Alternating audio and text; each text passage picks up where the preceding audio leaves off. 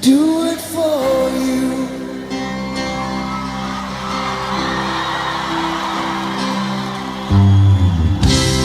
Look into your heart and you will find there's nothing